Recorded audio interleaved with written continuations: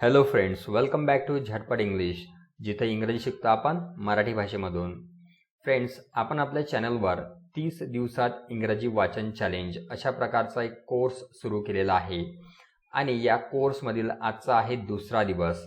या आधीच्या व्हिडिओमध्ये आपण अल्फाबेट आणि त्यांचे साऊंड बघितलेले आहेत. तर आज आपण 2 अक्षरी शब्दांचे वाचन कसे करायचे ते या व्हिडिओमध्ये बघणार आहोत.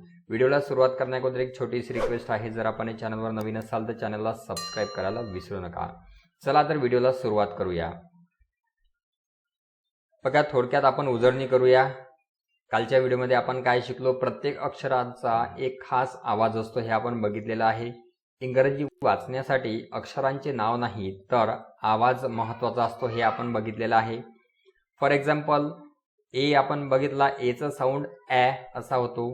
एम आहे, एमचा साऊंड म, आयचा साऊंड ई, टीचा साऊंड ट, असं काही सर्व आपण जे लेटर्स आहेत त्यांचे साऊंड आपण या आधीच्या व्हिडिओमध्ये बघितलेले आहेत.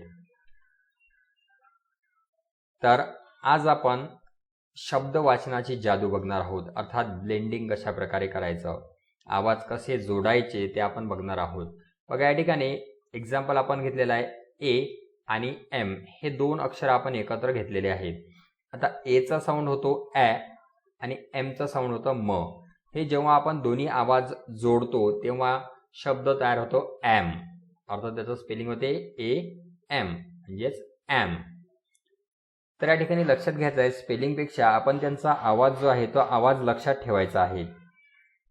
दुसरा वर्ड आहे बघा, आय आहे, आयचा साऊंड आहे ई आणि टी आहे, टीचा साऊंड ट. ई ट इट.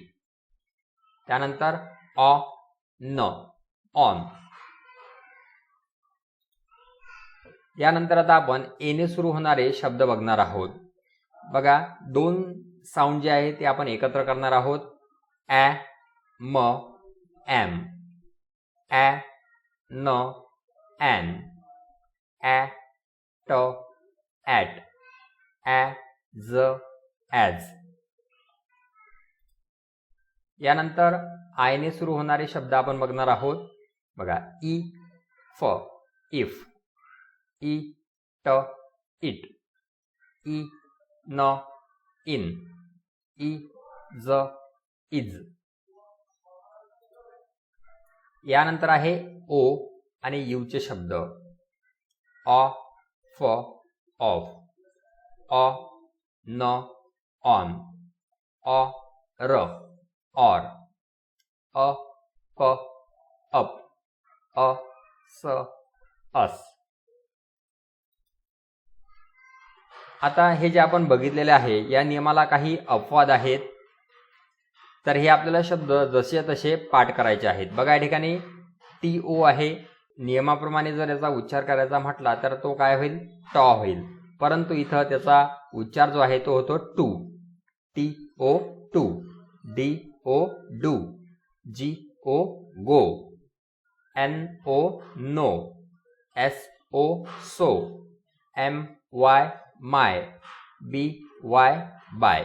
तर हे शब्द जे आहेत साईड वर्ड्स ज्यांना आपण म्हणतो हे, तर हे शब्द लक्षात ठेवायचे आहेत. हे नियमाला अपवाद आहेत.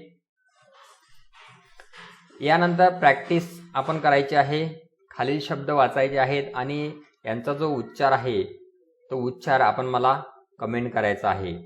बघा, या ठिकाणी स्पेलिंग आहे ए आणि एन, तर याचा साऊंड काय होतो किंवा याचा उच्चार काय होतो ते आपण मला कमेंट करायचं आहे. त्यानंतर आहे I S U P G O M Y. यानंतर आजचा गृहपाठ. आज शिकलेले सर्व शब्द जे आहेत ते वहीत 5 वेळा लिहायचे आहेत. प्रत्येक शब्द लिहिताना त्याचा उच्चार मोठ्याने करायचा आहे. तर मित्रांनो, आजच्या व्हिडिओमध्ये आपण 2 अक्षरी शब्दांचे वाचन कशा प्रकारे करायचं ते बघितलेलं आहे.